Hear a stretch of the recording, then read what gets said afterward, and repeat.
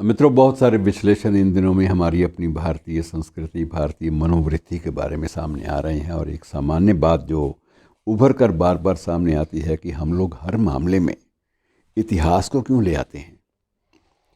हमने चुनाव लड़ना है तो इतिहास को ले आएंगे, हम शिवाजी के नाम की शपथ लेंगे, राम राज्य की बात करेंगे, हम बहुत पुराने अर्वाचीन साहित्य को, इतिहास को साथ साथ ढोना शुरू कर देते हैं। और जिन जिन परिस्थितियों में हम चुनाव लड़ रहे हैं या जिन परिस्थितियों में हम अपना किसी भी मुद्दे पर, किसी विशेष नुक्ते पर हम लोग अपनी अपनी वैचारिकता को स्पष्ट कर रहे हैं, तो उस वक्त हमें इतिहास की ज़रूरत अपेक्षाकृत ज़्यादा महसूस होती है। और ये ऐसा क्यों है, ये एक विश्लेषण का विषय है, इस पर कोई सीधी सपाट बयानी नहीं हो सकती।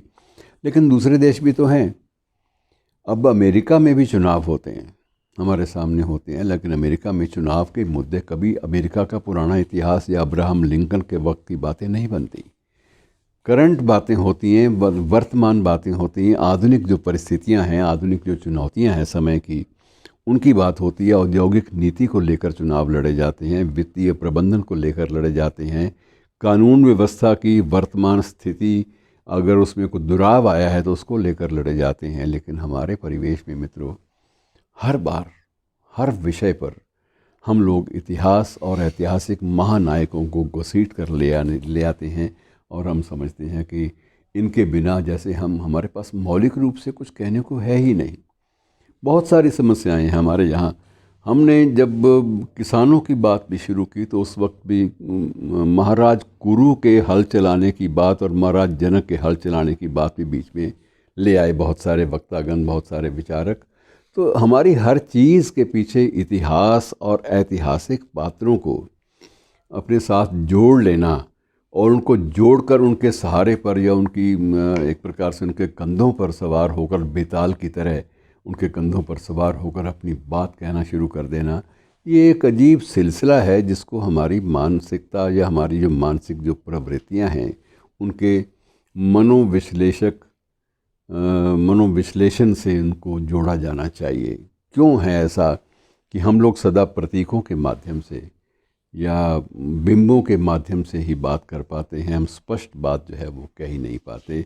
यहाँ तक कि अगर निजी संबंधों की कोई बात है, प्रेम की कोई बात है, तो उसके लिए भी हम ताजमहल को लाना ज़रूरी समझते हैं। शाहजहाँ और मुमताज़ की बात से शुरू करेंगे या उससे पहले पद्मावती का जो एक प्रकार से जो प्रकरण है उसको हम खींच के ले आएंगे। हमने अगर किसी संप्रदाय विशेष का उसका विरोध भी करना है तो अपने संप्रदाय विशेष के उसके विरोध के लिए हमें दलील कम देनी होती है, लेकिन अपने महानायकों को बीच में धक्का देकर ज़रूर ले आना होता है खींचकर।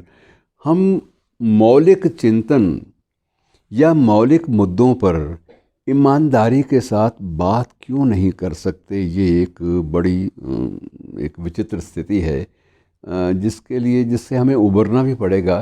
क्योंकि इससे होता यह है कि जो समसामयिक विषय हैं, जिन चुनौतियों को लेकर आज हम समय की दहलीज पर खड़े हैं, उन चुनौतियों पर अपने ध्यान को केंद्रित करना या अपने मुद्दों को केंद्रित करना, अपनी आस्थाओं को केंद्रित करना या कोई ठोस मार्गदर्शन की भूमिका में खड़े होना, ये हमारे लिए बहुत मुश्किल है। आज भी हमारे लिए अली बाबा और 40 चोर की कहानियाँ हमारे चुनाव में काम आती हैं।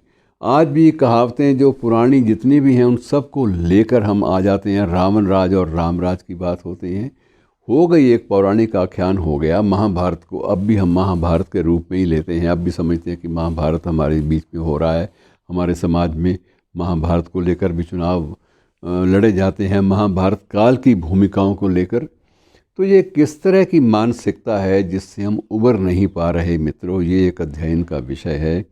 और ये बात तो समझ में आती है कि जब महाकाव्य रचे जाते हैं तो महाकाव्यों के अपने तत्व होते हैं, उनमें जो विषय है महाकाव्य का वो महानायक का ही विषय होगा। कथानक भी जो है वो महानायकत्व वाला कथानक होगा। जो नायक है वो धीरोदात्त होगा, धीरोद्धत होगा और धीर ललित होगा या धीर प्रशांत, 4 तरह के नायक माने गए हैं। ये सारी बातें ठीक हैं, लेकिन हम ये जो हर बात में इतिहास को और अतीत को ढोना आरंभ कर देते हैं, ये सोचने का विषय है और बहस का भी। धन्यवाद मित्रों।